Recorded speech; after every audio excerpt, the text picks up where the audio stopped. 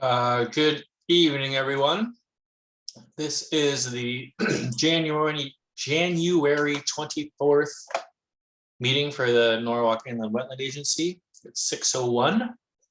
Roll call, please. Yes, Steve Clockey, Here. John Bailey, Here. Matt Pence, Here. and Cheryl Brown. Here. Thank you. So you have four and you have a quorum. Alexis, bless your heart for being here. You All good. sound rough. Anyway, there's a bunch of new faces, so I'll go ahead with the mission statement. We're here to uphold statutes from the state of Connecticut with regard to inland wetlands and water courses. All commissioners are volunteers, and we're here just to make sure that the inland wetland requirements are met, no more, no less. Try to be as fair as possible, and make this as painless as possible. So there we go. Do we have anybody lined up to do public comment or make public comment? You do not. There is no one. Great. Moving on to receipt and discussion. We have receipt of S23-613, 18 Eastwood Road. Okay, and Commissioner Knight just arrived at 6:02. Just note that. So this is a corrective action application following a notice of violation that I issued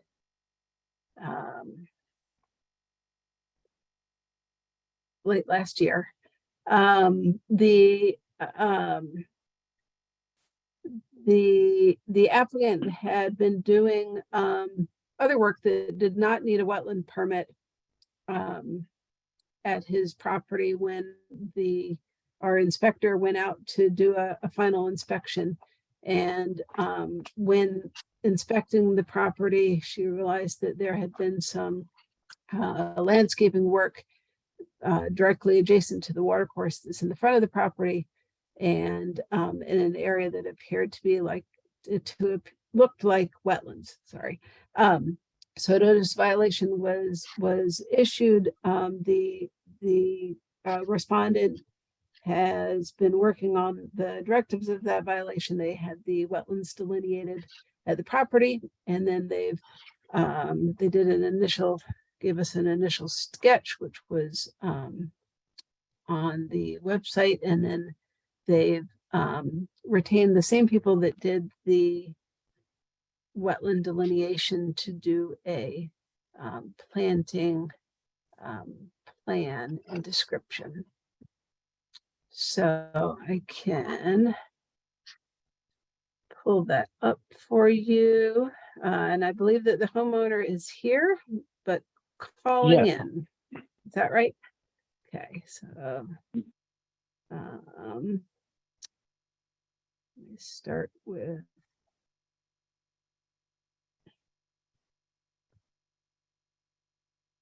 I will pull up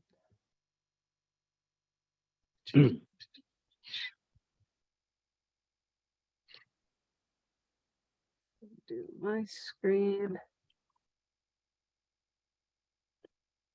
So Mr. Suarez, I don't know if you are viewing a shared screen computer, or you're just calling in. I'm calling in. Okay. So on my screen, I'm showing the commissioners the wetland report that shows on the left-hand side is Eastwood Road, your driveway that goes to your house, and then the water course that runs kind of under the driveway, and that you had the wetlands recently delineated. And then it was in the area in the very front. Let's see if we have in the western side of the watercourse bank. So between the watercourse and the road where the activity occurred, that was cited in the notice of violation, both to the south of the driveway in this area, and then in the north in this area here. And so Mr. Suarez, I don't know if you want to just give them a kind of a quick synopsis. I know that you submitted a written narrative, but you can maybe just give the commissioners a quick synopsis of your proposal. Mm-hmm. Okay, the proposal that I'm planning to do, correct? After, first of all, I apologize for all this and for taking you people the time that you're supposed to be enjoying with your family. I did something that I didn't supposed to do. I didn't know I need a permit for it, but things are already done, and I'm trying to do, working with Mrs. Alexis the best way I can, so I can remedy this stuff. So my proposal is I do any excavation on that part of the land anymore, not that I did it, but I cannot do any excavation. So my proposal is to kind of scrape some of the wood chips from the place and place it on the other planting space as it is stated on the proposal. Also to plant some native plants where I don't know if you can see the sketch that it will send to you. I'm getting closer to that. I just opened their report. Mm-hmm. Where they describe your leaving the wood chips in place over the winter, I believe, and then removing them in the spring. Remember? Right. We're now, yes, we are now in winter time, so there is a lot of plants that die during the winter, and you're not able to see it. So, like I told you, I never touch anything close to the water stream. But of course, I removed some trees, like like I told you and everything. But the thing is to remedy this, what I've done already. So my proposal is to that'll be to the southwest part where we're seeing the wetland. The wetland is showing us of it says wetland straw planting. Okay, great. Right, and so my proposal is to plant there some of the native plants, and actually to remove. I'm sure I'm not going to be able to remove all the what we call the invasive plants, but I will do my best to remove the most I can. I didn't plant those there; they've been there forever since the beginning, but I'll try to remove all the most I can for the invasive species, as it is stated on my proposal, and also to plant like some I think it is to plant some native plants. It is on page. I have a lot of plants over here. A lot of sheet of papers that I don't even know where I have all this. To plant where is that? How is here? Page 9, maybe. Page 9. Let's see. Yes, on page 9 is the recommended trees and shrub species for the restoration of the area. It's right over there on page 9. Right, and they're proposing in the proposal, I think it said approximately 12 shrubs and 2 trees. Exactly. Yes. Exactly. Wetland. Exactly. Okay. And then additionally proposed is just outside of the wetland and watercourse, some buffer plantings, but those you're proposing to be boxwood shrubs? Yeah, that could be a baxwoods or the holly. What's the name? The holly, either the I forgot the name. I'm sorry about that. I'm too bad with plants. That's the holly tree. I think that's what it's called. The ones that gives like a little red berries. They're not invasive. They're not considered invasive. Either those. Recommend 12. Okay, 12 truss and 2 trees, right? Planted with the disturbed wetland area. Also, it is recommended shrub planting for the wetland restoration area can include a combination of red osier dogwood and the winterberry. That's the name, the winterberry. That's on page 5 at the bottom part. Okay, and then the buffer plantings, it just says a holly. Would that be winterberry too, or a different kind of a holly? Do you know? Whatever you recommend to me will be fine. I just want everything to look nice and everything to go back to you know, to what it was, and not to damage anything you know, with the with the you know, with the stream, with the wetlands. I don't want anything to be damaged, in other words, into the environment. Okay. So commissioners, I can, let's see, I have so many things open here. Let me just share some photos for the commissioners so that they kind of know what the property looked like. So Okay. I think that might help with their understanding. So on the top is a Google Street View photo from 2015 or 16. Actually, Alexis, I don't know Oh, that you're I'm sharing. not sharing. Hold on, I need to stop sharing. I need to share. Thank you, Steve.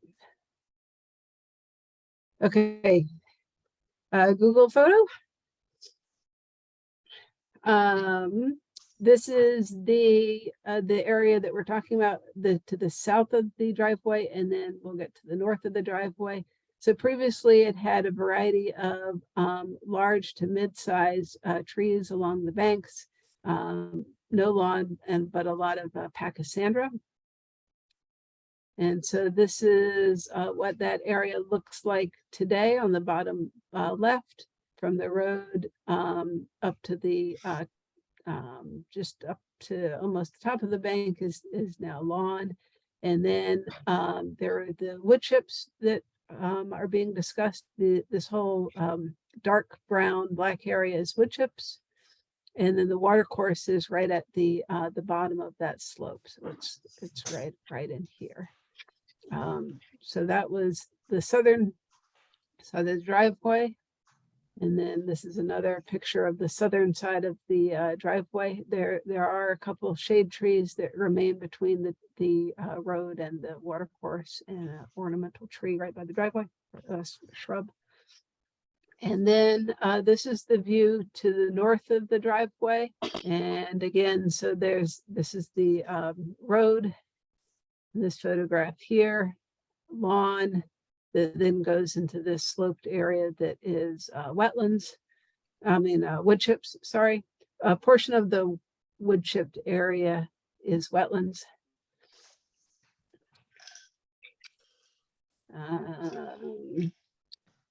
This is another 2015 Google Street View photo of kind of what that area had looked like previously. It's not the best. This is what it looks like today. Not many trees between the road and the stream, which again is at the bottom of the slope. The wood chips again are the very dark brown material. This is the edge of the driveway in this photograph, looking down to the water course in the center, and again the wetland off to the side. This is another Google Street View photo of what the property looked like from the road looking head on. So this is that parking area that I had pointed out in the previous photo, and then the wetland area is here. And then this is what it looks like from approximately the same angle today, just more open. And then these are from 2008. So you can, this is that same kind of leak off, I guess you could call it, from the driveway that goes down into the water course.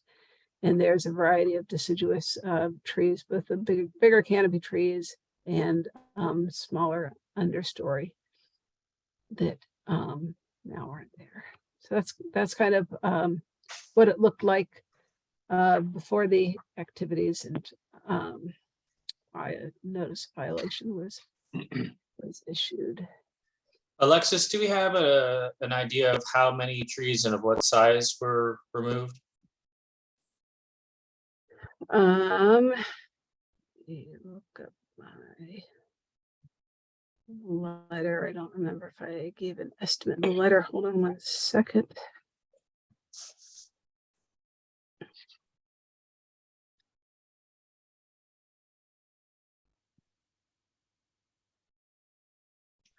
More than 2, I can. Yeah, it was about 6 trees. 6 trees. Yeah. Yeah, Yeah, like I told you, sounds- there were like an old trees, and some of them were dying off. Even one of the trees fell down and went over the road, and I had to call the city, and the city came in and removed it. So there was another tree, but on the north part, I think that's what's called the. If we're looking at the picture, the house is on the top part, and on the left bottom, on the bottom right.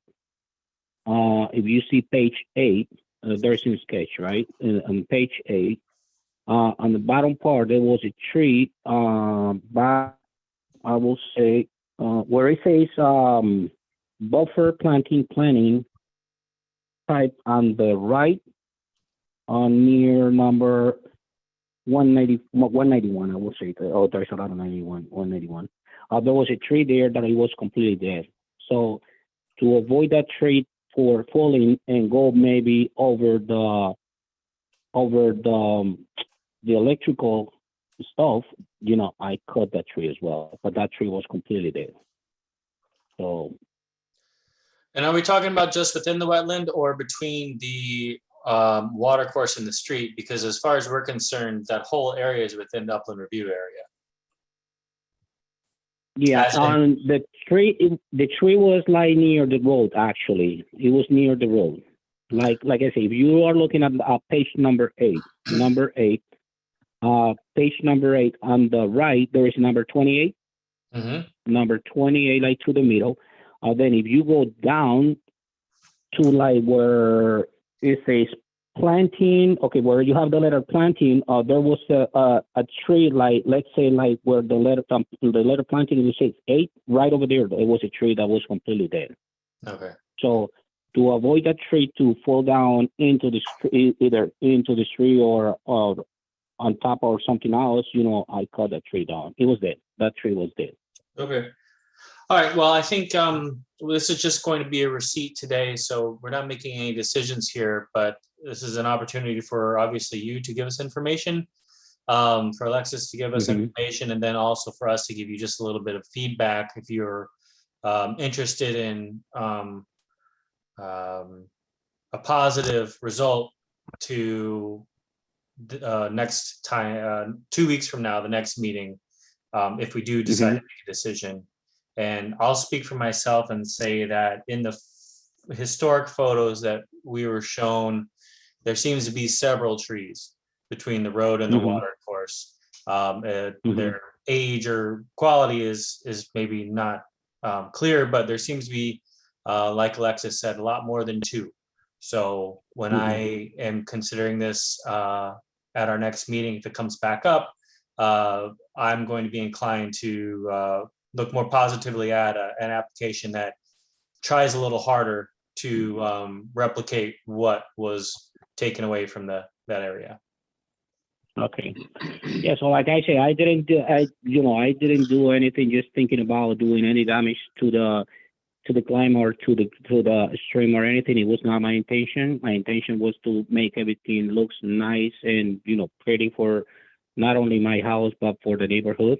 So that's basically what I did. So. No problem.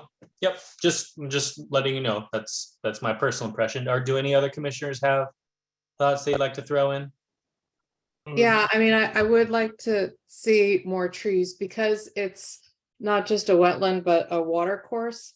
I think maybe it's just to help, the water course, the canopy trees are really important, especially in storms, because they filter and they help manage and regulate the flow of water. So they slow it down. So in terms of some of the surges or flooding that happens on water courses, trees are really helpful in that regard. So I think it's Okay, well, really important, not only habitat, but environmentally, that, you know, that the trees are, that it's made good. So I would be looking for that. One thing is I didn't cut any trees near the stream, the water stream. There were no trees there, so I didn't cut any trees. They were separated from the water stream. Yeah, I think just to Yeah. clarify, go ahead, sorry. I was just gonna say that the commission really does look at all the activities in the, both in the water course, in the wetland, but also within Okay. the 100 feet of either side of the water course. So when they're Mhm. when they're saying near the stream, they're not saying necessarily in, but trying to they'd be interested, I think, in getting reestablishing some shade that the larger trees had provided to that stream. Correct. So maybe if I change the proposal, instead of putting like too many shrubs, just to cut down on the shrubs and put maybe more trees or something like that. Yeah. More and bigger, I- I would say. Yeah. I'm sorry, can you repeat that? More and larger. More and larger trees. Yeah. Just because trees take a long time to grow. Mm-hmm. So Oh, how yeah. large am I going to be able to get a tree? Yeah, Alexis maybe can guide you in the right direction on that. Mhm. Yeah, we'll give me a call. Currently they're proposed at 4 to 6 feet in height. So it might be Okay.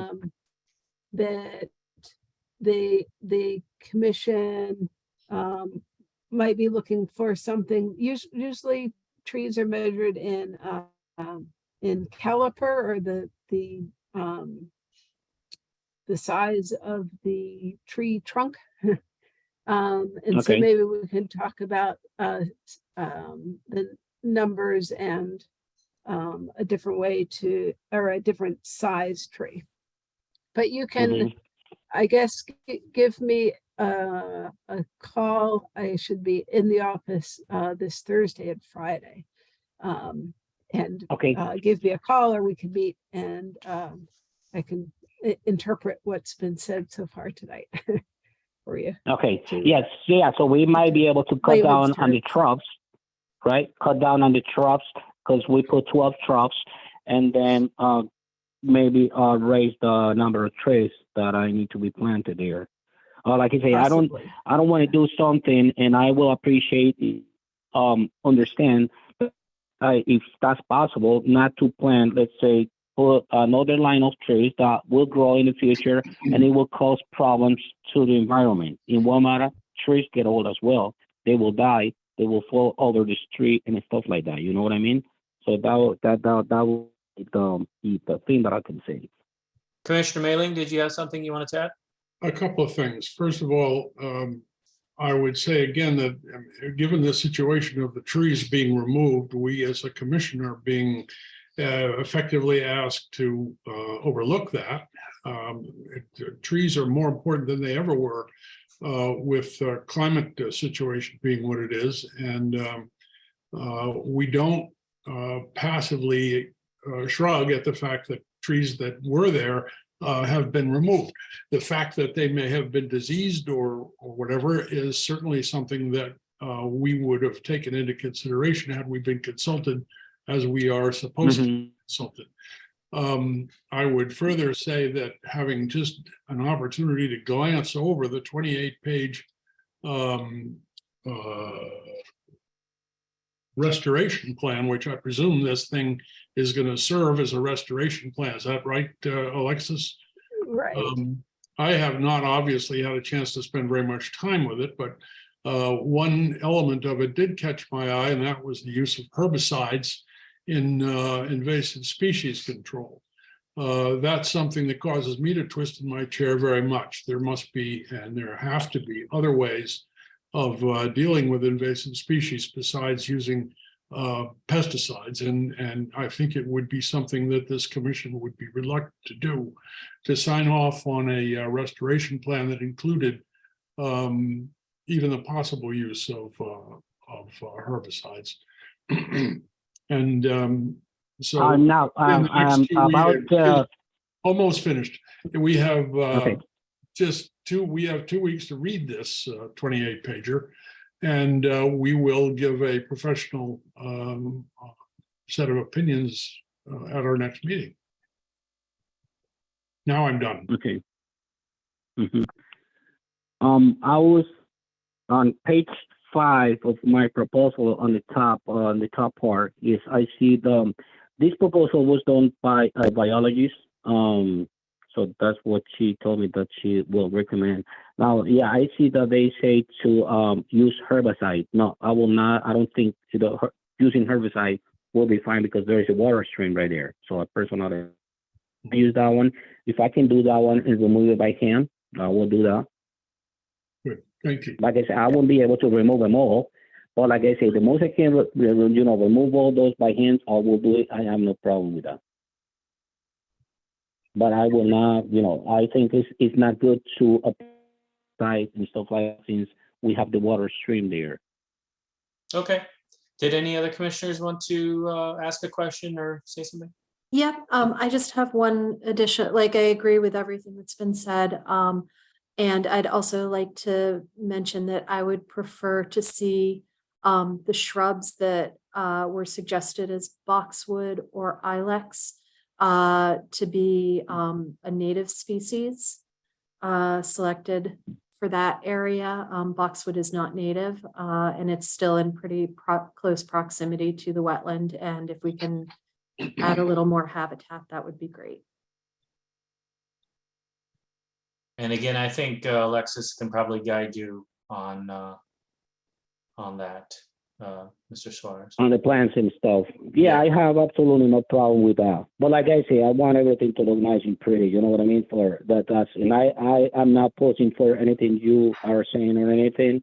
But I will appreciate if, we make everything look nice and not maybe causing the problems in the future. Like I say, about the trees. The trees grow really tall, really high, and winds, hurricanes, that may cause a problem. So yes, I will talk to Mrs. Alexis about that. I know she will the right way. Okay, sounds great. Thank you very much, Alexis. Thank you. You guys will ideally, next time maybe if we could see an updated application from property owner, and if you think it's appropriate, a draft resolution.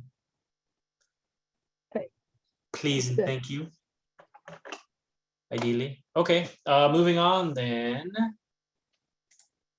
to the agenda, which I lost. Okay, S23-614, 31 Orchard Hill Road. In-ground pool. Yeah, so the this property abuts a water course that's just off, for the most part, just off of the property. A small portion of the water course crosses the property, and the pool itself is outside. Excuse me, before you go through, I can leave now, right? I'm done here? Yes, you are all set. Okay, Mr. great. Thank you very Suarez. much. Great. Yeah. Thank you very give much, me a and I call appreciate your Thursday or time. Friday. All right. I will call you on Friday. Thank you very much, Mrs. Alexis. Okay. Have a good night. Thank you. Good Bye-bye. night.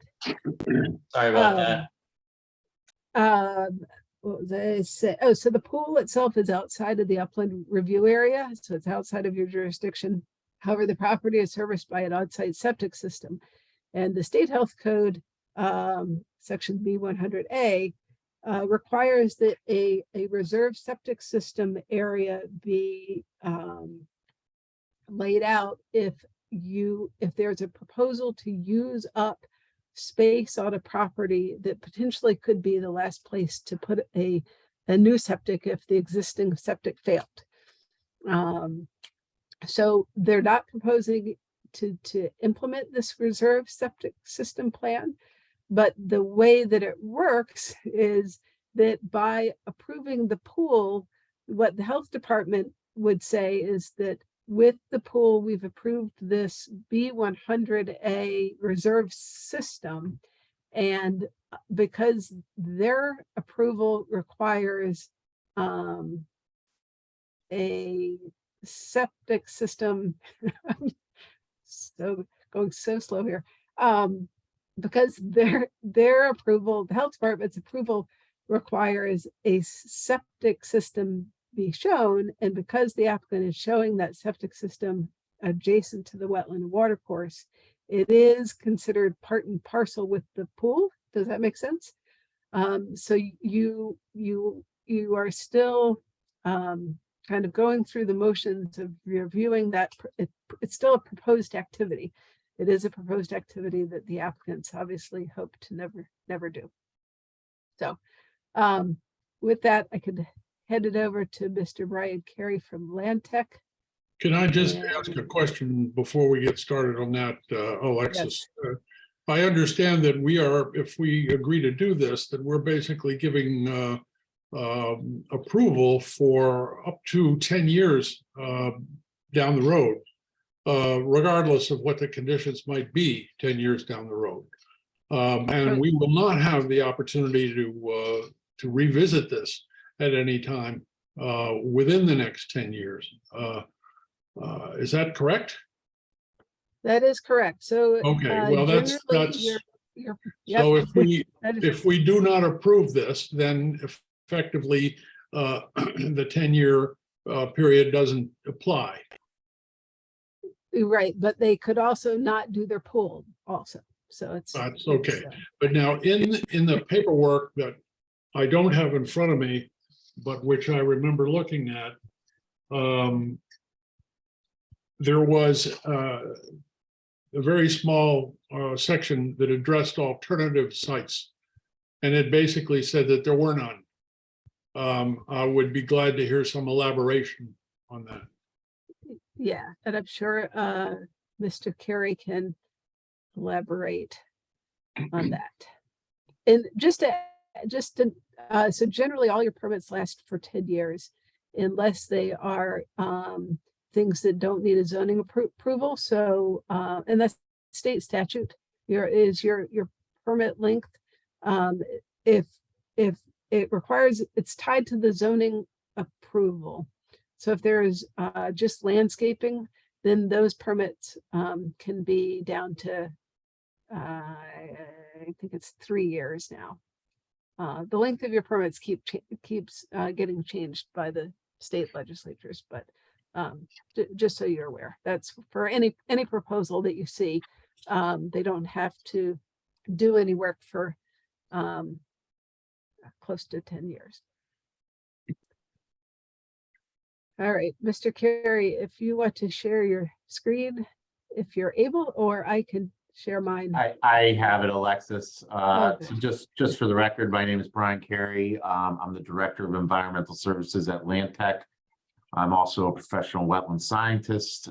We have offices in Westport, Connecticut. Thank you for allowing me to present this application tonight. Alexis, I can't believe you're on the call the way you must feel terrible.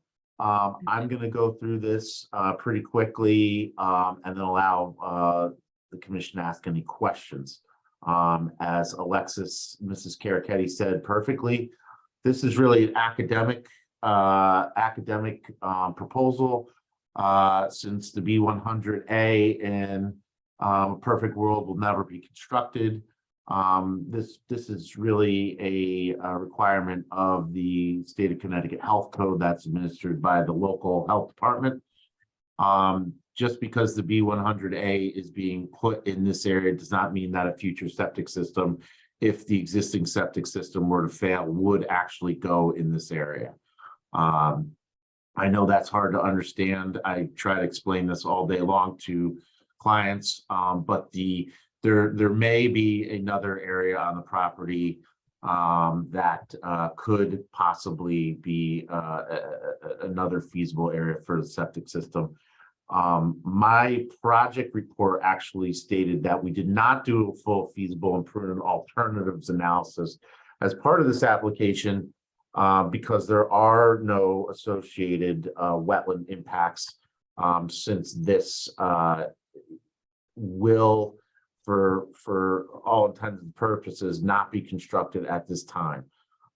It is likely that if the septic system were to fail, as I previously said, we would come back with a septic repair application to the health department, and try to keep the septic system in the existing area so as not to, basically disturb, and have to replumb the house, which may be difficult.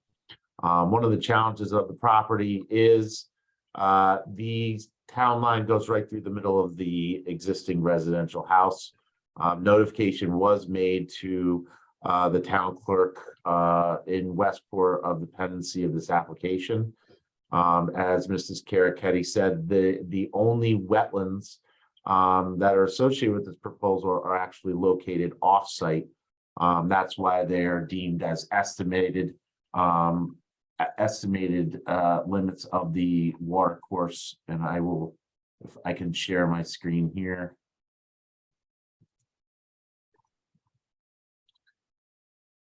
So this is the only area of wetlands on the property. It's a small brook going down this area, which is outside of the 50-foot setback of the wetland of the B100 proposed B100 area here. The proposed pool is actually outside of the 50 and 100-foot setback. So that is not part of this application. I'll just show you what we're proposing if this were to have to be reconstructed as part of the B100A. It's an Elgin Mantis system. These are a low flow system that is a proprietary system that is used throughout the state of Connecticut. We've also provided all of the test hole data on the site plan application. I did provide as part of the application a project narrative and sequence of construction for the commission's review. And I'll just show this real quick just to get an idea. So this area, one of the reasons why it would likely not be constructed in this area is just because there is a bit of a tree canopy that is located basically proximity to where this is being proposed. One of the reasons why B100 was proposed in this area is because we didn't want to cut down trees to have to go put in test pits and do perk tests in an area that it does have a functioning overstory.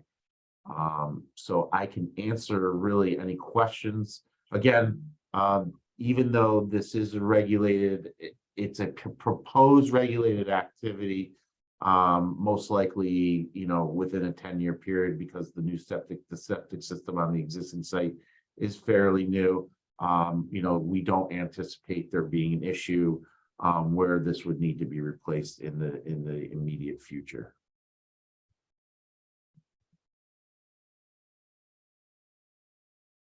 Okay. Any commissioners have questions or comments for Mr. Carey? Okay, well then we'll consider this one received and ideally talk about it at our next meeting. Thank you very much. Thank you. Thank you, Mr. Carey. Feel better. Thank you. Take care. Okay, up next, S23-615, 9 Princess Pine Road. All right, so you may remember the DeLeos, they had a show cause hearing at a meeting, I think at the end of October. Yeah, I think it was the end of October. And they did some landscaping in the backyard of their new residence. if you might recall that the residence kind of slopes down from the street house, and then it drops off into kind of a low area, and then finally to the 5 Mile River. The low area was had some landscaping done. It was cleaning that went just beyond the definition of clearing vegetation. A lot of the larger upper canopy trees remained, but it was the lower ground vegetation and understory vegetation that was removed. So the DeLeos have submitted a application with a planting plan, and they are here, and you're welcome to DeLeos, you're welcome to make your own presentation and share your screen if you can, or I can share my screen and then you can explain as we go. So let me just get your stuff up again.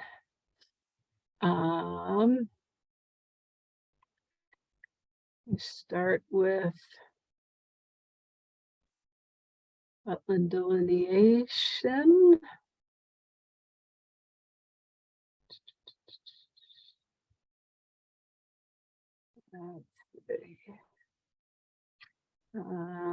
So like I mentioned, the applicants had their wetlands delineated, so it's pretty much at the rear of the house is this slope down. And it looked honestly like it was all wetlands, but the wetland scientists did find some pockets that were not wetland. But the majority of it is wetlands, and all of it is within the upland review area of either the wetland or the water course. So that's the soils report. And then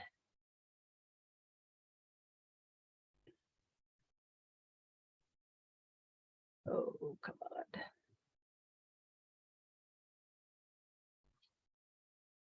on. Those links aren't working for me either, by the way. Okay, I'm I having- didn't realize that.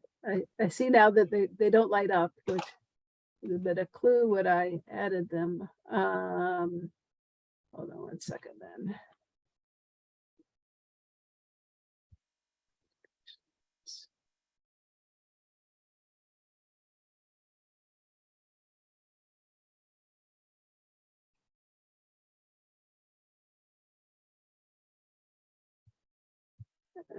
All right.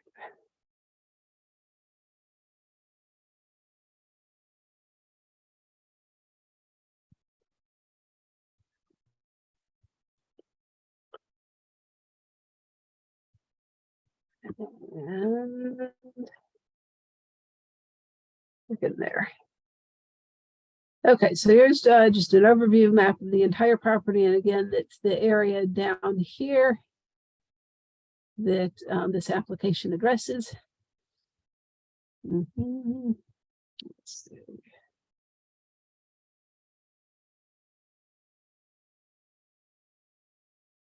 And then this. Let's see if I can rotate.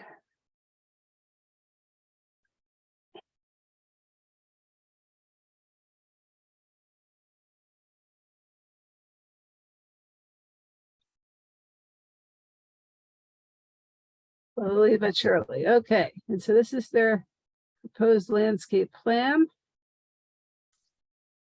Alexa, could you just zoom out 1 click, please? Yeah, I'll try to. Yeah, maybe 50%. Oop. Oh, oh. There you go. And try 20.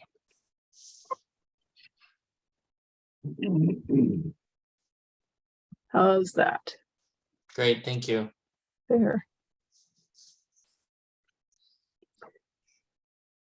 Okay, so again, property, residents on the right, 5 Mill River on the left, area of concern in the center. The legend over here shows the quantity and the type of plant, and then the size of the plant. And then I'll go back to that. I think that there's some photos. Okay, so I'll do my quick summary and then I'll turn it over to the DeLeos maybe. I'm sorry.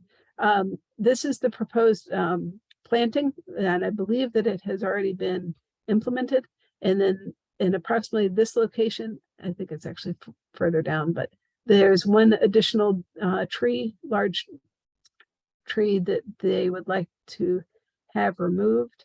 And this is a photograph of the tree that they would like to remove and some of the limbs that have fallen from it. And then also attached, sorry, my computer is so slow, is the current condition of the backyard. And these are the arborvitae that have already been planted along the property lines adjacent to the split rail fence. And then I think these are some of those look like rushes or something that's planted in the wettest of the wetland area, which is just at the base of the slope. And then there may be other plantings in there, but they're hard to see in January. So let me go back to the planting plan. So I don't know, applicant, if you want to maybe just give a 2-minute kind of synopsis of pretty much what you had stated in your narrative. And you'll have to unmute yourself, actually, Ms. DeLeo. How about now? There you There you go. go. Oh, okay. Okay, I'll try to make this very concise. Alexis has covered most of it. We didn't know we were doing something wrong, and so we went ahead, and as just to also point out, we did plant a lot of this already because there was a mail issue and we didn't get the initial stop doing work order. So anyway, to catch us up where we're at, I drew as best I could what we planted, and there are obviously other trees and stuff that are there, but I didn't draw everything in, but you can see from the pictures. And I got all of my plantings off of the Norwalk Guide to Native Wetland Plantings, so I would be sure what, even before I knew what was a good thing to plant in our area. The soil scientist sent in the report and the map, which we've seen. And what we're seeking today is basically to get out of trouble for what we did. I don't know what you'd call that. And the last thing was we do have that very large tree that is diseased and rotting. And in fact, we did also include a certified arborist letter with our packet that states the tree, as of his inspection, it is a hazard to persons and property in our yard and is probably going to fall in the house. Their recommendation was removal, and that was by Tom O'Neill's Tree Service. So where we're at is basically, like I said, to say sorry for what we did and move forward with removal of the tree that is hazardous to our home and people in and around our property. Okay. Okay. I just have a quick question. So Alexis, Yep. do we have an idea of what was planted aligns with what was removed? Like, just Um, as a, roughly? Yeah, I'd say that there were, well, it's different. I'd say the a lot of arborvitae, American arborvitae have been planted. But they're very different than kind of what was there. So it's kind of comparing apples and oranges. I'd say that it's kind of this, it was mostly understory deciduous trees that had been removed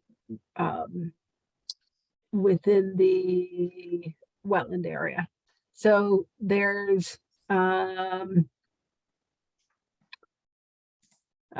there are 3 1-gallon winterberry shrubs and 1 3-gallon witch hazels. Those are both native woody plants that can get, not quite understory trees, but definitely larger shrubs. And then I think there were 2 black willows. There are also relatively small 3-gallon containers. So, I mean, we can go back to the photos. I don't remember if I.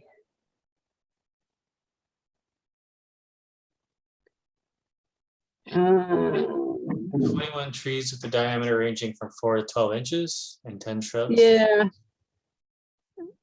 And I think the DeLeos had said that they thought it was less than that. I can't type, but So I just want to say, Alexa, just Yeah. to clarify, because I didn't anywhere, we didn't like pull them up.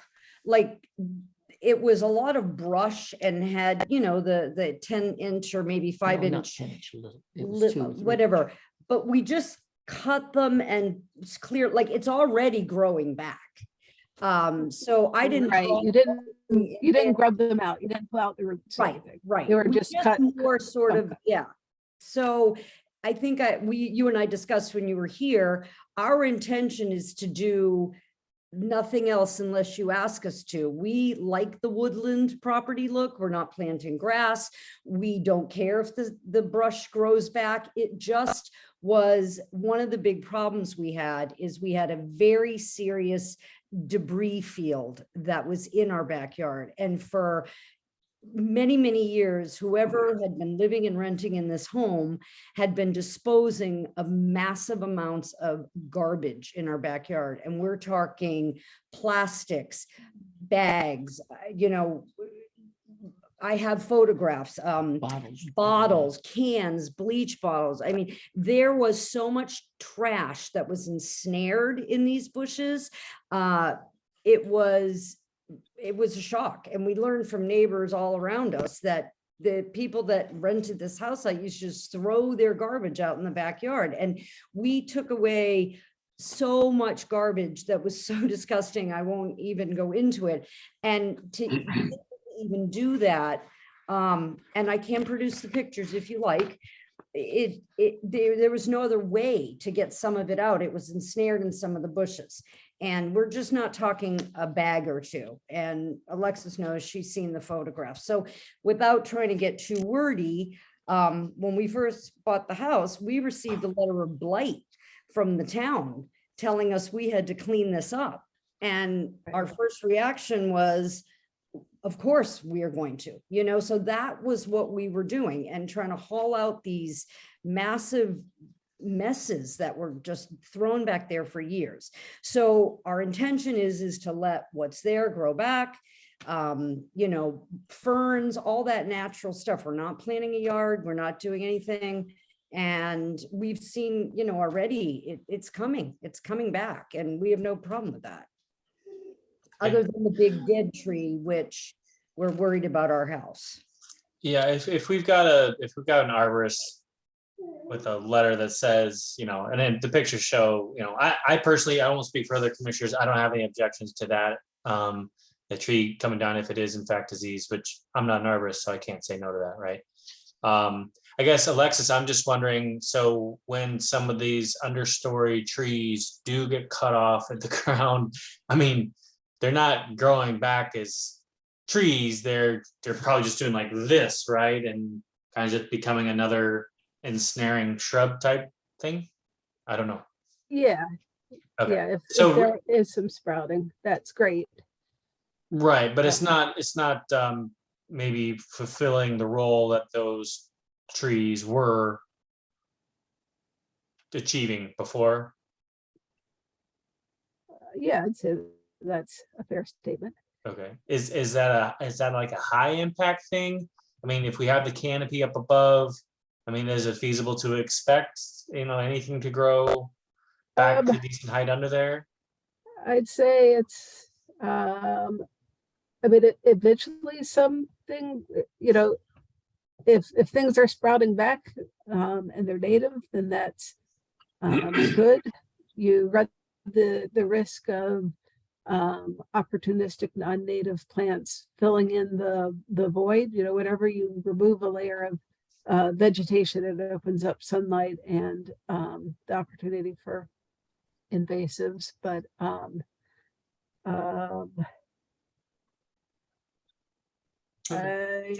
yeah, That's all right, that's, Yeah. Anybody else have any other like? Yeah, when I visited the property last year, I was surprised that the whole yard wasn't wetlands because it's pretty much at or very close to the same level as the river. But one thing I didn't, and I don't remember seeing the diseased tree, but like Chairman Clark, I have no problem with taking it down if the arborist says that it's best gone. This happens with trees. The sense that I got from walking around was that the area, if you look at the whole sort of neighborhood, if you will, 5 or 6 properties on both sides of the river, there's a nice canopy there. There really is. It's something that made me feel like overall that it was pretty well tended in terms of what we need to have in our climate. Also, there's some comment here about construction. When I was there, which I think was in the fall, as I recall, it was a fairly steep hill that you had to clamber down in order to get to the area, and I didn't see any construction of anything that was other than above that hill on the plateau that's, I'm going to say, 5 or 6 feet above the ground level that's that we're looking at with the wetlands. So I think as long as the plantings that go in are native and suitable, that together with the natural regrowth maybe will be something that constitutes a resolution of this. Okay. I Just had to a clarify, question. Yeah. just to clarify, the plants are in. They're not. The They're what's on that diagram is actually in the ground, right? Yes. Just to clarify. Sorry. All right. Sorry. It- Ms. Knight. I just had a question on the butterfly bushes, if those were native. I'm not aware of native butterfly bushes. Oh, yeah, it's in your directory. I went from directory. And that's the only thing I planted in there. And then I couldn't see on the chart which arborvitaes, because some arborvitaes are native and some are not. So I No, didn't. we made sure we I got the native used ones. this, I don't know if you can see it, it's a Oh. guide to No, you had it good.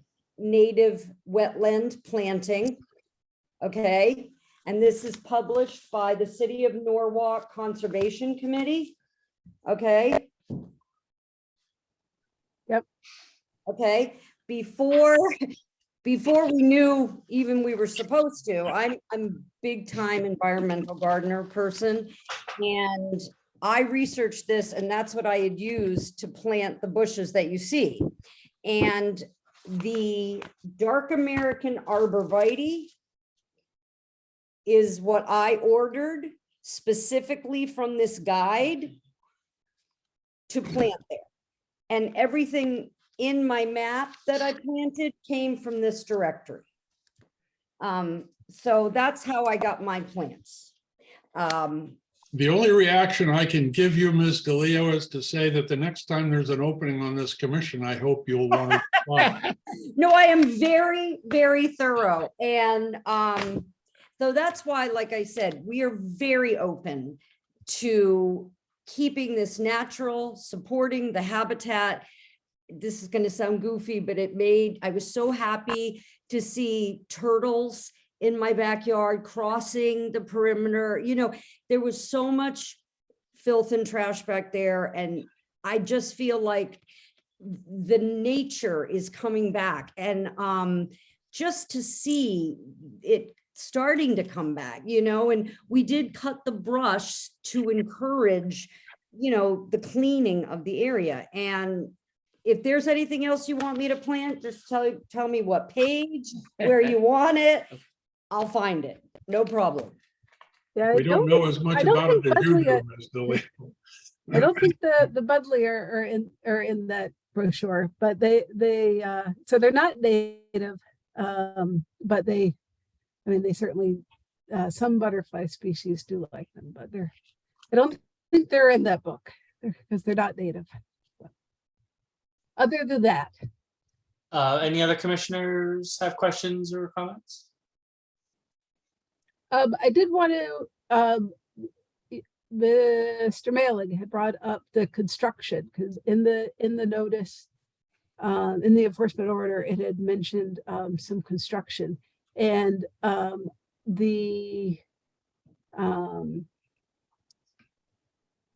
we cited vegetation removal, deposition of wood chips, I think, and construction. And the construction that I was talking about was the removal of the deck that had previously existed that had gone kind of to the bottom of the slope.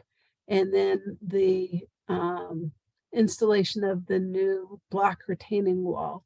And like Mr. Mailing said, it's not in the wetland, but it's within the upland review area. Right.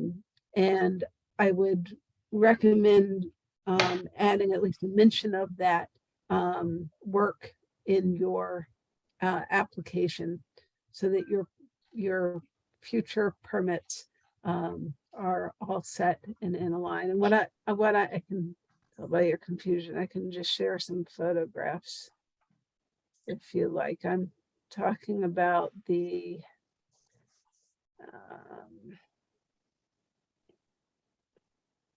let's see if I can find let's see. It was just this work here. So I know that there previously had been some walls and the deck used to come out to here the post used to come down to here, but it was this work that was adjacent to the wetland water course. Those are some pretty big trees there. Yeah. So we could do kind of I think we have one of the tree that you want to remove. This one with the I think they were about to cut down the tree that the arborist letter is. That's this tree. But then it was the other trees.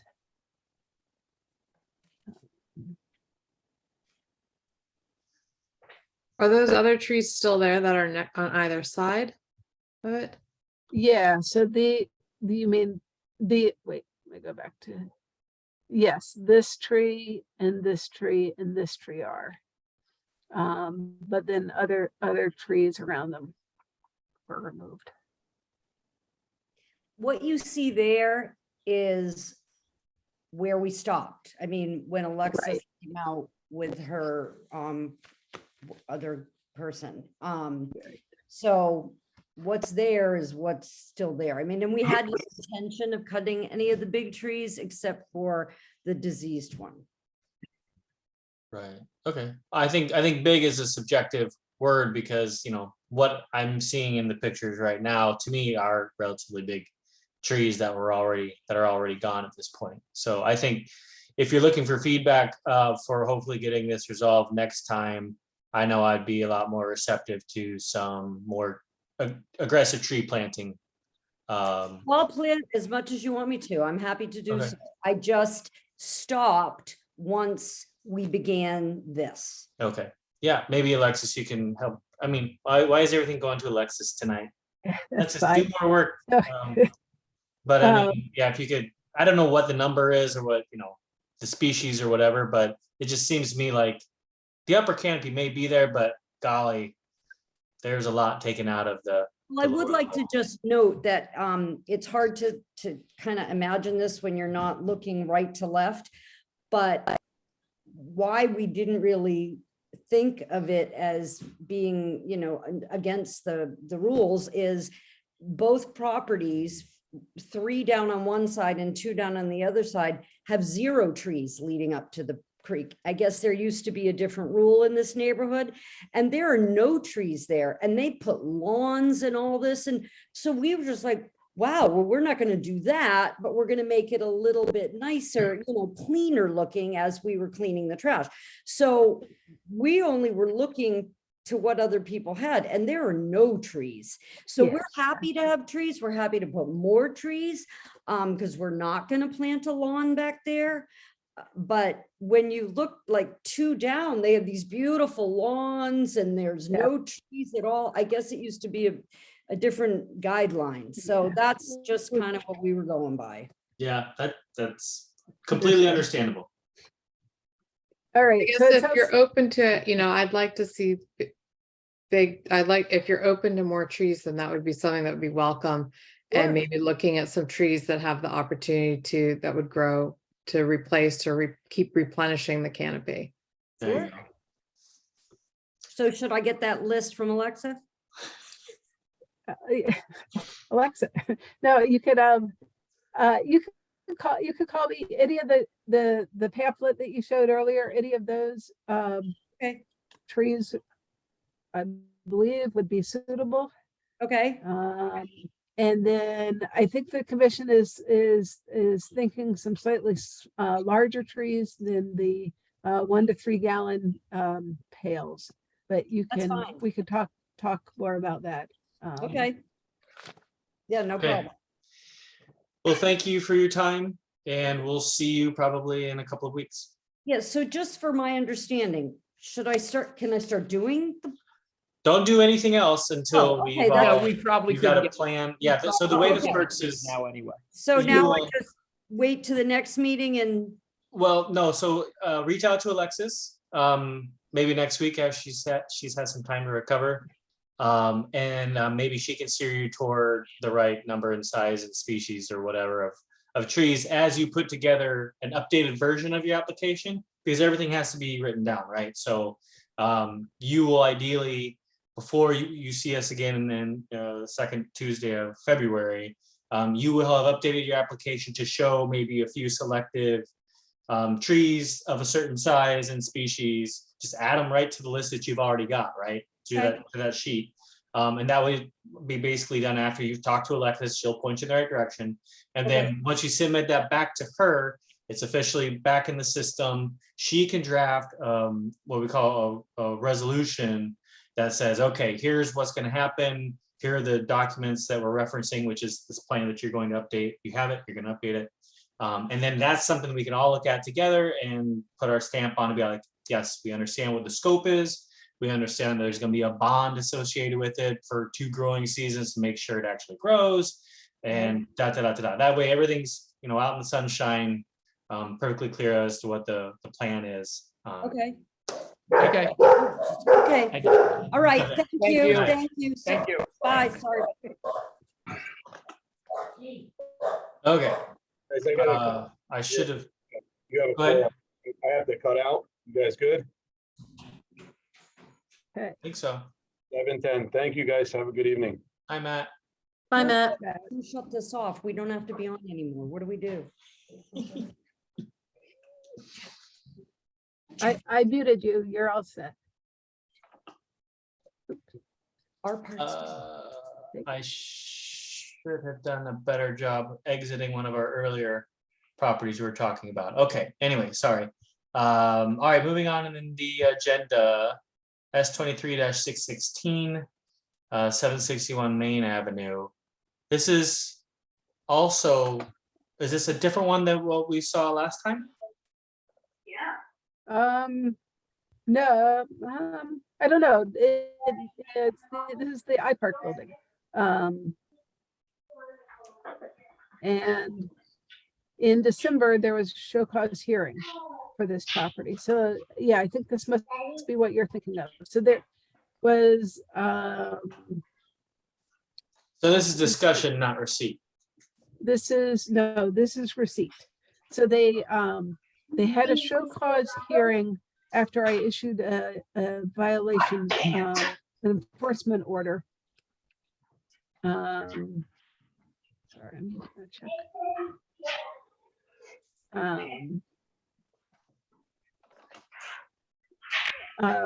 Sorry. So after I issued an enforcement order, you held a show cause hearing on that order. I think it was in the December meeting. Right, And okay, then I'm that sorry, right. Ended up upholding that order, and it had certain directives, including filing for a corrective action application. And that's what we're seeing now. Okay, sorry about that. Right. And this is the one that had, I'll pull up I'll work on finding the site photos again to jog your memory. And so the applicant, the respondent is now an applicant. So they submitted an application to start to address the activities that were cited in the violation. Mr. Stewart is here from iPark. And Larry, you should be able to speak. Can you hear me? Yes. Okay. And then I can share my screen, or you could share yours to show. Yeah, I don't have the ability to do that. Okay. Sorry. All right.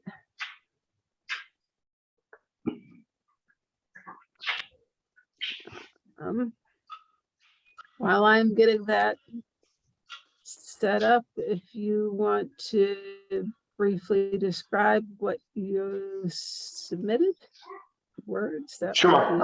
So there are two parts here.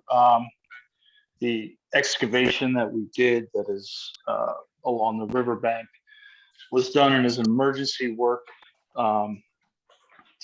with the amount of storms and the frequency of storms we've been dealing with. A lot of interior flooding as our roof drains and site drains are fighting the river and losing that battle. So the reason for excavation was just to reroute the pipe so that it was pointing downstream as it currently is constructed. It is perpendicular. We added a 90, but unfortunately that's not doing anything because of the swale that exists in that area. So that work was just being done to help alleviate the interior flooding that we've been seeing with these, more intense storms that we've been getting. So that's the reasoning for, as you can see in that photo, the videos do it better justice, but when the river picks up and, usually the pipe is a few, like foot, 2 feet above normal river height. But when we're getting these storms, the water is actually backflowing into the pipe, and our water has no way of escaping our pipes, which is causing the interior flooding and affecting a handful of tenants. So that's why we started that work. And then if you're going north, the second issue was we've had quite a few down trees due to these same storms. Our understanding is that we could get in there and take up these storms, or take up these trees. As you know, if you south of that location is where we run into the bridge, and a few, I would say 100 feet south of that is where there is a raise in the riverbank that creates a bit of a fork in normal times. So if any of those trees got loose, it would dam up the river and obviously cause much bigger issues for all involved. So those are down trees on the northern part of the submittal that we took out. Did not know we needed a permit for that work. So that's where we are. Yeah, and Okay, sorry. just to clarify the order, in the order, it wasn't just the down trees, but it was all the vegetation kind of along the bank. But Yeah, we- which we're more than happy to replant. It was just there were quite a few down trees, and the removal of that just caused some of that vegetation to come out. So we're more than happy to replant that as we showed on the plans. That's not a problem at all. It wasn't our intent to take it out. We had a lot of stuff down there that we were just trying to save the river. Okay, so we have on file application and narrative. And the first paragraph of narrative lays out what you're talking about with the 90-degree pipe. So there's the emergency excavation, removal of 100 yards of dirt, all of which will be put back down. Has that Yes. been done, or I'm sorry? has that been done? All the excavation around the pipe that has been put back in place, The right? excavation, we have not, no, we stopped when we were told, so we have not put Okay. it back yet. Okay, so there was, let's see, disturbed grass. Let's see. And then there's upstream stuff, secondary under consideration. So I don't see anything in here. So basically, I'm just having a hard time. I mean, this pretty much every application we have tonight is, I'm trying to get an idea of what was there, and what is there now. And so you haven't engaged a landscape architect or civil engineer or anything yet to put together drawings to show that, right?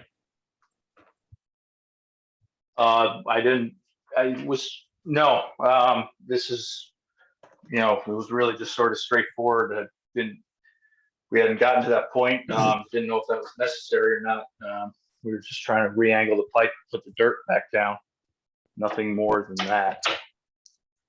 Okay. Right. All right. Well, what do you think, Alexis? What do we do to try to get, I'm just trying to get a better idea of what was lost and what we can do about it. Yeah, I mean, those are all good questions. So for the pipe, you're proposing to remove the existing head wall and this section of pipe that currently comes out here, Larry? And then this is all new pipe? Yeah, so where that angle is on the pipe would be the new pipe. We would just tap off of what's existing with an angle that helps us get downstream so that we can use the natural flow and vacuum So instead created of by the coming out river. here, it would come out Right. over here. And Right. so I just want to make to go to so this is the existing pipe. And somewhere you'd continue excavation to somewhere up here, and then you would be, We don't see your screen, Alexis. Oh. Sorry. shoot. Hold, please.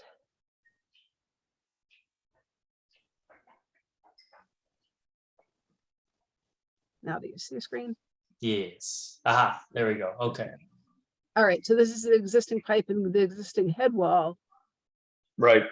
And so this pipe somewhere back here, you would. Not even that far. Somewhere it's- in here. It's down below? even closer to the head wall. We just need, we really just And need then to would use it the elements come to the in, best of our, Over here Yeah, somewhere?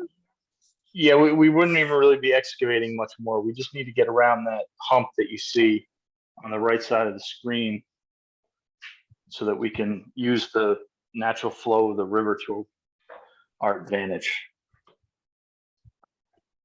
Right now, we are, Okay, so that's the one component. And then, so then you have all this disturbed land.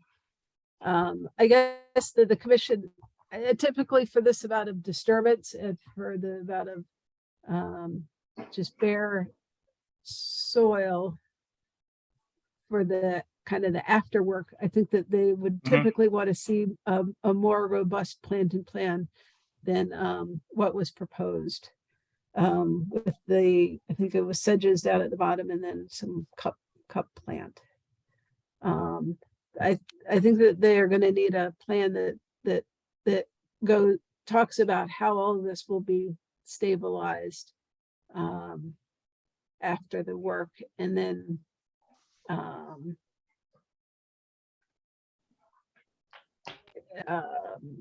kind of a replanting of, I'm trying to find the, sorry. I mean, obviously there are a few trees that came out of there. I think that it was, I have a picture. It was another down tree. I can send that picture. We didn't, okay. there were no trees in front of that head wall or directly to the left or right. Or in any of this. Okay. No, we didn't touch anything beyond where that photo was just showing. So there was no Really like, just vegetation over here, or any. small ground stuff, which is what I was trying to replant. Do we have any, so we don't have any, like, you guys don't have any pictures as owners of the property of what it may have looked like in recent history? Oh, there we go. Yeah, I mean, this is That's a little 2018, further north than where we are. so it's further down here. Yeah, the south of the flagpole is where the pipe is, right? Right. Yes. All right, but it's, yeah, okay. We can go. Oh, so, I have a question. Sure. So was the work completed and now you found that it's not functioning the way you wanted to and you want to do the angled pipe, or were you in the middle of doing the angled pipe? We're in the middle of it. Okay. And was this something that an engineer suggested? No, this is just our experience with, one of the photos attached shows the interior hallway getting flooded. I've done extensive work figuring out where all these roof drains go and where they are located interiorly and where our problems were in that. And just, every storm keeps me up at night because I know exactly what goes on at that. I know that doesn't help here because what's in my head doesn't come on the paper, but When did it become a problem? Like, when did it start to have interior flooding? it's like 3-4 years ago when these hurricanes started coming through, and we've had massive, what was that? The hurricane last fall, I think, Ida.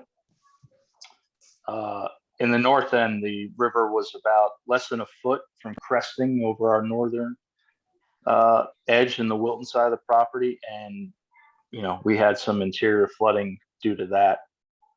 But it's not from the roof or anything like that, because it comes up from the ground. Why do you think it started 3 or 4 years ago? I mean, the pipe looks like it was constructed when Perk and Elmer built their. Oh, it's been there forever, but the amount of, it happened probably 6-7 years ago, but it was a one-off thing, so we didn't think about it. But now it's been happening more and more frequently, and the tenants are screaming at us. And so that's why we acted. And you didn't change anything else, like the other, the roof drains themselves, or? Nope. Well, maybe I can just wrap it up and put a bow on it. We can't move forward from our perspective without a more comprehensive look at what's going on. So that would be, getting an engineer out there and documenting what is. We can piece that together with what was, and then you can propose, the engineer can give their professional opinion about what should be, right? We don't really, I don't think, have much to say about, the angle of the pipe and stuff really isn't in our purview. Sure. I will say though that you may want to consider a different kind of engineer to look at that, or maybe the same kind of engineer, because my experience with mechanical engineering says that regardless of which direction air or water is going, if there's enough driving force, you're going to get water back up in that pipe regardless. So that's just, regardless of what direction it's going, you might get water in there anyway, but that's aside. What we care about here is, you need to get an engineer out there and get some stuff down on paper for us to look at. Okay. Sorry. And sorry for your troubles. It's just. No, it's, I've been at the property for 10 years, and I don't mess with the river. Very environmentally conscious. This was not an attempt to do anything nefarious or anything like that. Yep, we understand that. I just getting screamed at by the tenants, and I was just trying to solve that problem. So I have no problem following up at all, and we just want to get this resolved because many reasons. Yep, understood. Chief among them is the tenancy. So, but yeah, that's not a problem. And So we'll yeah, follow up we don't want to get in your way get that either. in. So just make it easy for us, get it all out in black and white, and then we can Yep. hopefully be like, yep, great, sounds good, off you go, take care of it. But we can't do Okay. it until then. Yeah, understood. Okay. All right, thank you. You bet. Thank you. I'm sorry, did any other commissioners want to? I've been talking a lot, sorry. Oh, everybody's okay? All right, thanks, Mr. Stewart. You got it, thanks. Okay, guys. Moving on, enforcement actions. V 23-1042, 16 Fireside Court. Sounds like a steak restaurant. Steakhouse. Okay, so, just to, Mr. Jim, it's good.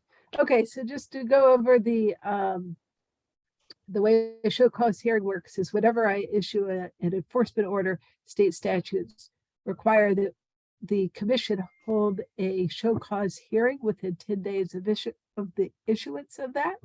And a show cause hearing is a hearing where you as the respondents are invited to show cause or to show the commission other information regarding the activities that you've done.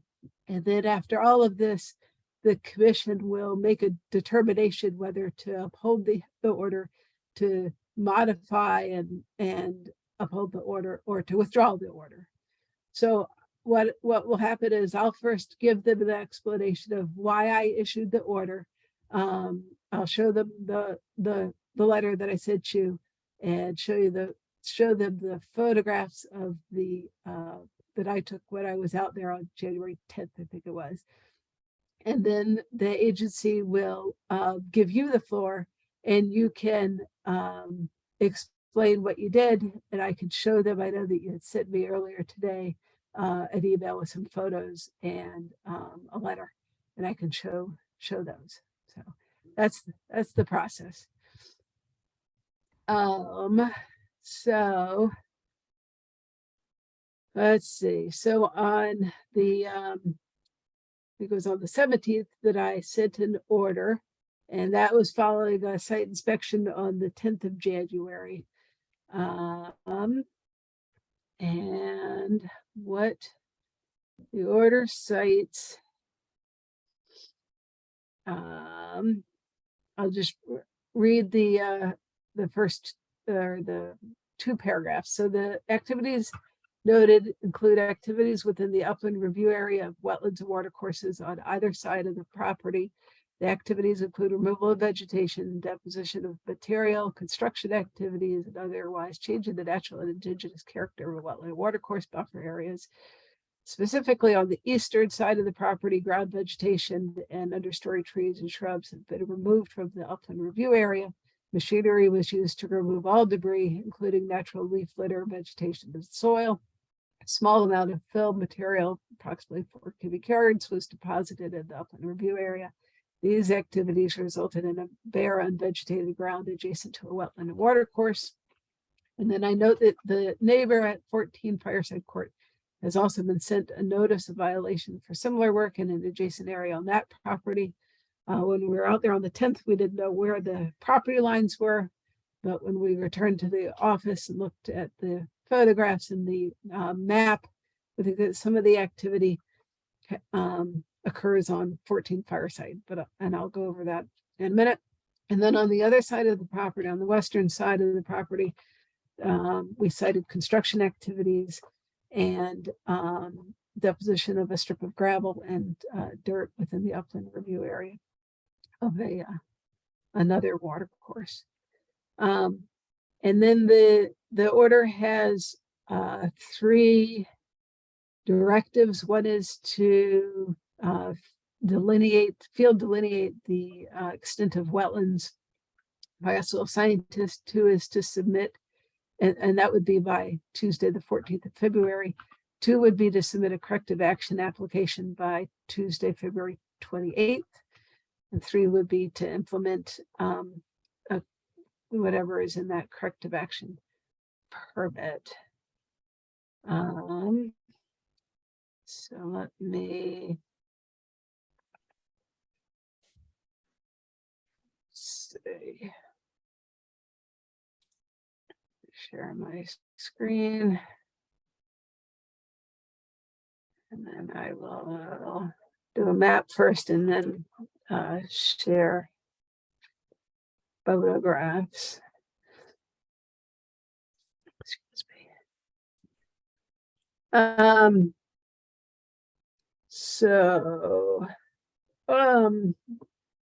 10 Fireside Court is a cul-de-sac. Actually, I should do a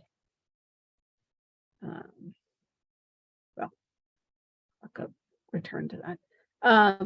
There are 2 water courses. There's a pond to the west of the property, and then there's a water course to the east of the property. And so the dashed lines are the upland review area. So this is the 100-foot upland review area from this water course, and then this is the 100-foot upland review area from this water course. And so most of the property of 16 Fireside Court is within the upland review area. And the kind of understory cleaning that I believe went a little too far occurred in this area. And I'll show you photos. This is existing lawn area here, and that was well protected. It was along this slope and in this area here, where the canopy trees have remained, but it looks like all the other vegetation, including any ground vegetation, has been removed. And then on the western side of the property, there's an existing shed here. It was undergoing construction and the addition of some dormers. And then there was deposition of dirt and gravel in this location here. And so then switch photos.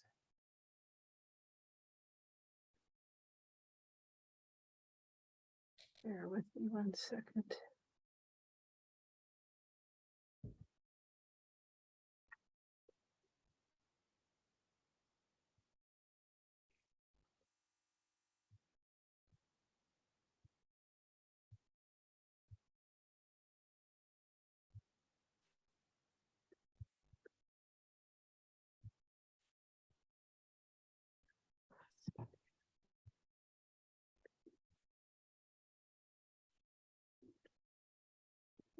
So I'll just take you through some photos. So this again is the cul-de-sac, and there were some very nice erosion controls leading to the site, which is excellent. This is that area of the approximately 4 cubic yards of new soil. This is, again, is existing lot area that was filled in there. And then this is looking into the to this area here, and it's the activity along the slope and down here that were cited just for the I know from the home property owner had said that there was a lot of previous deposition of landscaping debris by previous owners in this area. But the amount of bare earth within such proximity to the water course, which you could see going through here, is part of why I issued the order. So again, this is the water course, and it's this area over here, and then going up the hill slope here. And then this is just kind of what the ground looked like. The smaller understory trees were removed, and there's really kind of nothing left but the larger trees and soil. So that's kind of from the top, which is the limit of the upland review area, down to the not quite the edge of the water course. I believe, looking at the map, that this area here is all actually owned by 14 Fireside, and that's why they also received a notice of violation. And then this is on the western side of the property. This is the construction of the dormer onto the shed, and the pond is right here in the background. HV.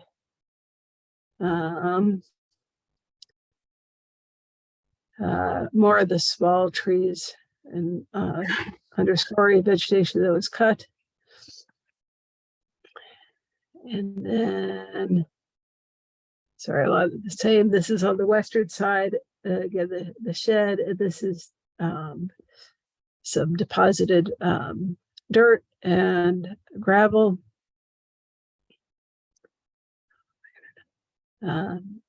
Picture the same. This in the background here, it slopes down, but the pond is directly to the rear of the shed.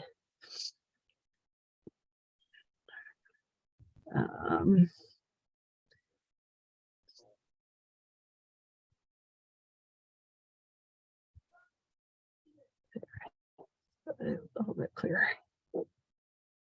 So it's for all these various activities that we issued the order.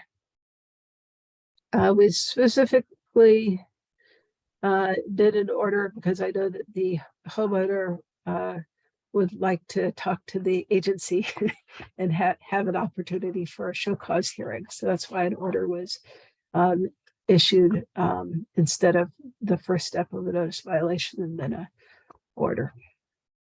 So that's the extent of the activities. So Mr. G and oh yes, Ms. Stein. I just have a question on one of the pictures. If you go back into the cut undergrowth, it looked like there were tire tracks. Was there? We're just trying to understand the movement of. Okay, Just to orientate where there was heavy sure. machinery going in through.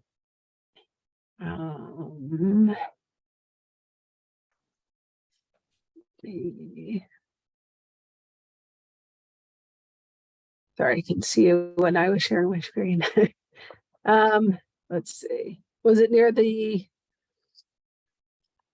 Yeah, there, here. So like here. here. So coming this in, is- So where's that relative to the water course and? The water course is right here. So there's a head wall. It goes into a head wall and under Fireside. And then it is right beyond these plants here. Let me do, I think I have a further out one. So that, Yeah, and this that kind one of there, yeah. my back is to the cul-de-sac here. So the water course, actually, this is a little bridge on the adjacent property, and the water course is under it, and then it comes just to my right. I would So just the be water- interested in knowing what that was, just from a soil compaction question. If I could understand what that activity with the tire treads, or what activity that was associated with. So what kind of machine? Yeah, because I know Yeah. a lot of trees wind up then subsequently being killed because of soil compaction on the roots. I can answer that if you like. Yeah, that would be great, because I don't think, so Okay. I know that there's a small excavator that It's- had the tracks. That is a small excavator, but if you Old go machine. back to the first picture where it shows the plywood on the grass, the machinery, the only machinery that went up throughout the whole property is that little ATV. Okay, that's good right there. Oh, So okay. Machinery came, the machinery went in this area here to grab all the leaves, trimming. The first tree that you see in the front there and going backwards, that whole area was a dump area for both the house that we own now, that the previous tenant, the previous owner, and that's where they use that area to throw all their trimming from the years, their bushes, grass. There was grass there. So when their bags of grass, I guess they were dumping them there. Christmas trees. So that whole top of the property, I used rake and a leaf blower to clean the property, and we collected any branches that fell off the trees. When we got to this area there, that was a dumping site. And if you see the next picture, the trees that are standing, you can see shadows of how much high the leaves and all the garbage that was there. It wasn't any garbage of plastic, it was just garbage of natural planting. So anything they trimmed or anything died, they just threw it there. So if you look at this is the main tree, and then the trees behind it, you can see how the leaves and everything, how high it was. I did not take any soil out. So I could not pick that up with my hand. And so I rented that machine so I can make it easier for myself. I have my own truck. I have a dump truck, and I took all the stuff that we collected here to City Garden for mulching, where I have receipts. Sadly, I did not take any pictures, but the only thing I have proof is how much I threw away. And this area here, which it was the most bad area, because the first 4 trucks were just dry leaves and branches. This area was with the dumping. 1 truckload had almost 3 tons of leaves and grass, 3 tons, because it was all like that. And we cleaned that up. And then because of all the truck going back and forth, even though I did put plywood down, this whole area where you see the well and the grass level, if you see on the left after the stone wall, went straight down. So all I did is put a little more dirt, because by stepping the truck, it just satisfied. I brought 3 yards of dirt, and I just leveled it out so I can plant the grass again to bring it back to what was originally.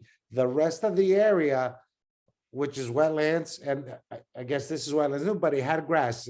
Okay, I did not take any live vegetations out, except all those little trees that you can see the stump. There was no other kind of greens, except here on the left, there are some of those wild grass that grow, and they are green in the summer, and then they get brown in the winter. And those are still there. I just moved them so I don't damage them. And then I'm planting them back to where they belong.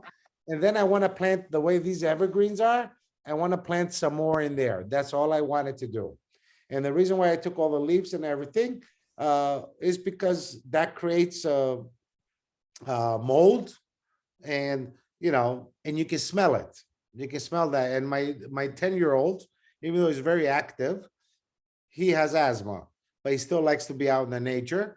And honestly, those small little trees, my son cut them because he has a little Milwaukee chainsaw battery, and he wanted to cut them to use them for his wood stove that he has in the shed, so he can burn them. And then if you see in the corner next to the ATV, he collected all those branches. It wasn't intention, but he's a 10-year-old that he thinks he's 20. But that's it. All I want to do is clean my property. I like green. I love trees. And I want to plant more evergreens because the regular trees, I didn't want to cut any big trees or any even small ones. I just want to clean, and I want to every fall, I want to be able to go into my property and pick up all the leaves. And I use that. I use an ATV, which I have with a little trailer, so that I can collect all the leaves and branches, whatever falls, and that's it. Now, I did not know that that's against the law. Now, the heavy machine, yes, I understand that, but I'm a person that likes to make life easy. So since I know how to operate these things, I just rented one to do that. That's it.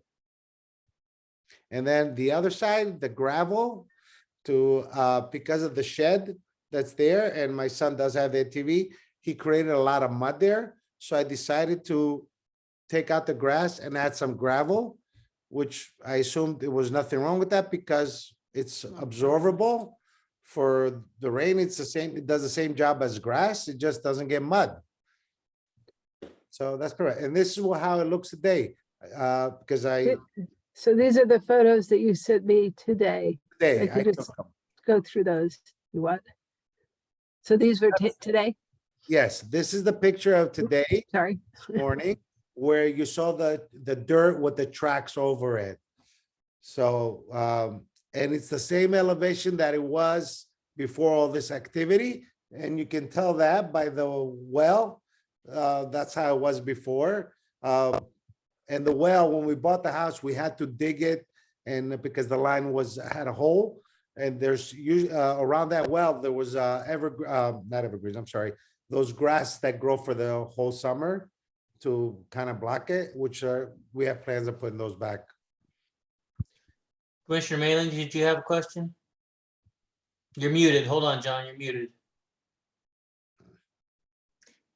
You'd be so happy to never hear anybody say that again, wouldn't you? You're still muted. No, you're okay. You don't want to say anything? Okay, sorry. I'm sorry. Keep. Okay. Anybody have more questions? What are our thoughts on upholding this? And this is a letter that my neighbor, which is directly behind that whole activity where we did, not the pond, directly behind. And he put that in my mailbox. And today I even talked to him about it, because what I did is I signed that piece of letter and I gave it back to him and tell him, thank you for letting me know. And apparently this is a very quiet, normal neighborhood. And I guess we're not quiet. And when we're blowing the leaves, he did come out. I was not there. My helper was there. He came out and yelled at him for using the leaf blower. So I didn't know that it's wrong to use a leaf blower at time of, working time. But that's besides the point. So I'm the new kid in the block, I feel, and they don't like me. He says that the whole neighborhood. Actually, hold on a second. I'm gonna put, if you don't mind. So we try to keep very focused on what is under our purview, and I think we're starting to veer away from that. That letter, forget about it. Don't worry. Okay, sorry. And not that it doesn't matter. It just doesn't necessarily matter to us. It doesn't matter for. Yes. Sorry. Okay. Commissioners, other thoughts, questions? I mean, do we agree with Alexis that this is something that needs to be treated as a, give me the right term, Alexis? Or do we need to decide and vote on whether we uphold the violation? Yeah. So what you're decision, it has to do with the order that I wrote and its directives. So the what you're determining is were there regulated activities or not. Mr. Mailing, did you want to? You're muted though.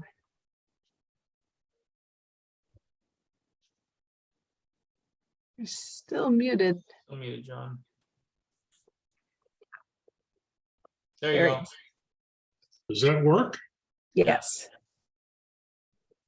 Okay, I move that we uphold the I move that we uphold the cease and restore order on V 23-1042 16 Farside. Okay, is there a second? I'll second. There's a second. Any discussion? I actually would, so, but Alexis, just so we're on the same page, there were trees removed from the wetland area, not just the watercourse upland review area. I don't know where the wetland ends and begins. There you go. And that's yeah. what we need to know. Okay, fine. Never mind. That's my discussion. Any other discussion? Actually, sorry, hold on, Mr. We're actually in the middle of the process. So any other discussion from the commissioners? Okay, and then we'll take it to a vote then. All in favor of the motion, aye. I There can be none opposed or abstaining. So all right, now, so the property owners, do you guys have any questions about what comes next? Because that's really, Well, all I wanted, yeah, okay, we don't want to really talk anymore about the content of the violation. We just want to know, do you have any questions about what the next steps are in this process? so, What are the next steps? so Yeah, I'm so- violation of the, okay. Yeah. Okay, So what the commission determined is that what I wrote in the letter that they uphold, that the scope of what you did is over the cusp of what needs a permit. So to remedy that, you'll have to get a permit after the fact. Okay, And then I don't know if you've talked to your neighbor at 14 Fireside, because it looks like in my photographs there was a tarp with the last remnants, I think, of the pile that you removed. I that think that's pile, on their property. that is on his property, and that pile of dirt that's a tarp under it in the Mhm. spring has to go all the way in front of his property. His lawn has settled. And one, I guess it was a tree many, many years ago. And that soil, we kept it there. So in the spring, he can put it there and plant grass. And that's like over 100 feet away. It's like right in the curve of the circle. He Okay, just, So- the landscaper that takes care of his property did not want to do it now, so it's gonna look ugly. So he stored it there, and that's why there's a tarp underneath it, so he can bring Okay. it there in the spring. That's where that's going. so your neighbor got the same letter, but it's a notice of violation. It has the same directives. The neighbor who's Yeah, but he what is didn't it, do anything. 14. Everything's basically Okay. for me. Okay, I don't So- think so the gentleman that's- should get in trouble. that's fine. So the first directive is to figure out if that area is wetlands. And you'll have to just get his permission to officially be on that portion of his land. That's why he got the I- same letter. I know that that's where that pile is. I assume Yeah. that is his property. I figured out Yeah. based on the drawing. But then Yep. when the cleaning area, I did it voluntarily. The man is out of the country, he's on his vacation, winter vacation home. So Okay. he knows that I was gonna clean, but he has nothing to do with it. So I will take care of their responsibilities. That's fine. All right, so the next step will be to figure out how much wetlands you have. How do- You and number 14 have, and then file for a application. But I could meet with you Friday, maybe next week. So but far, I'm, you have a you know, lot going it's on. definitely eh? not contagious. Yeah. Yeah. So, And sorry, I go don't over all that. understand. Yes. So we have to determine how much of the wetland? No, we're gonna meet together. Oh, over it. you're gonna do that? Yes, Yeah, you're going to determine the extent of the wetlands, yes. okay, But we could go over that. okay. A professional does that, soil scientist. Yeah, I don't do it and you don't do it, but the commission is saying that you're gonna hire a soil scientist to do it. Okay, Okay. all right, So We'll, Okay. we'll go over all that. okay. All right, if So- nobody else has questions, sorry. I just wanna know, should I contact Lexus by after Monday? Is that Yeah, good? yeah, I should. God Thank- willing, I'll be in. All right, Thank hope you feel All right. better. Thank you, Thank guys. Thank you, bye-bye. Good night. All right, I'll talk to you soon. Yeah, let's get this over so Alexis can go to bed. Approval of minutes. Does anybody want to comment on that? I move that we approve the minutes of the January 10th meeting. Okay. Second. Moved and seconded. Any discussion? All in favor? Aye. Aye. I abstain, I wasn't there. Is that still okay, Alexis? We don't need, It is, that's perfect. great. All right, thank you. Conservation initiatives. We gotta put more attention toward this idea of sending out a letter to every property Yeah. owner that has a wetland on their property, like Yeah, I staff. will get back on that. Well- And I'll look into more kind of the letter, and then I've also talked to our your communications director who does Facebook and that kind of thing, and putting stuff out there. Okay. We should also ping, I don't know who sent to one of the properties that initial notice that they were in zoning violations. So which prompted them to go and clean up from what they were saying. Their story was that they were responding to a notice from the city. But if the city's Oh. sending out a notice to somebody who's on a water course or wetland to take action because there's trash or something else that they've noticed, then they should either ping the Conservation Commission that there could be wetlands, and also to let the property owner know that they need to go to the Conservation Commission before commencing. Yeah. the So activity. I did talk to the blight officer when they had initially said that, and he is just he was just talking about the front yard. So that was, he was not citing them for anything in their backyard, just along the street. But, that's their story. But yeah, so I do that. The blight officer is in the building and code enforcement department right across the street. And I've definitely talked to him in the past about letting me know if there's anything near a wetland and water course. And then likewise, any zoning violations come through across my desk as well. But yeah, So Alexis, can we take some of the responsibility, and I'll volunteer to be one of the people? It'd be nice if it wasn't just me, but as far as the content of the letter, Mhm.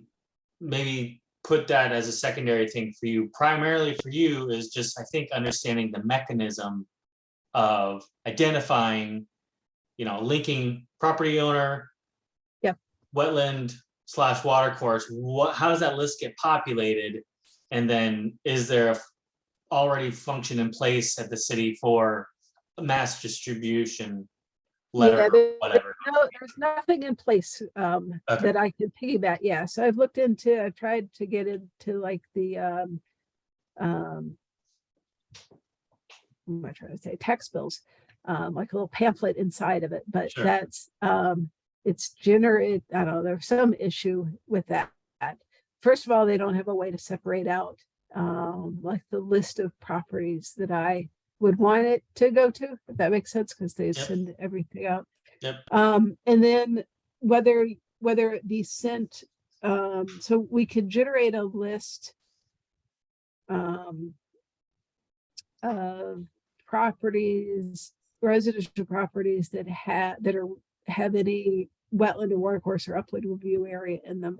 And that's a large number of properties. I can't remember off the top of my head. So Well, why don't we just send one to everybody then? How much more expensive is that, or, harder? Why don't we just send it? What if I get one? I'm up on the top of a hill. I don't care if I got it. It would make me wonder, do I have a wetland? Like maybe that's what we need to do. yeah, I'd have to look at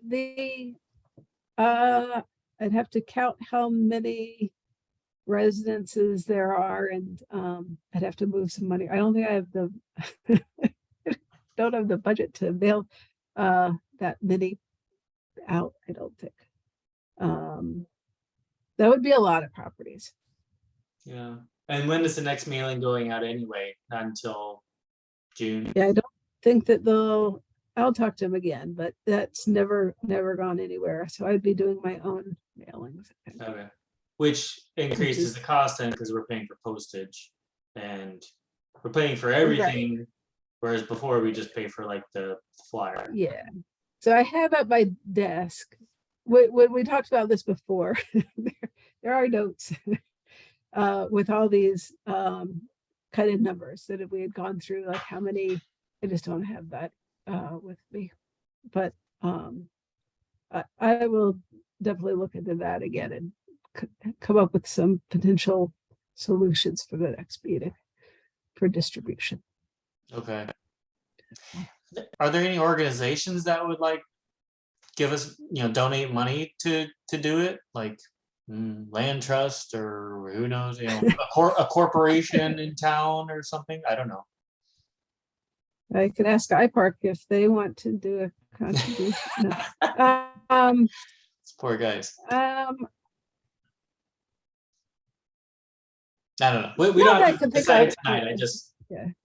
everything we've talked about tonight is like, well, we didn't know. Yeah. Almost everything. So, okay. Anybody else? Am I just nuts about this or like? I agree. We need to figure out some sort of communication or some way of understanding how people may or may not get information on these types of wetlands. Yeah, agreed. Okay.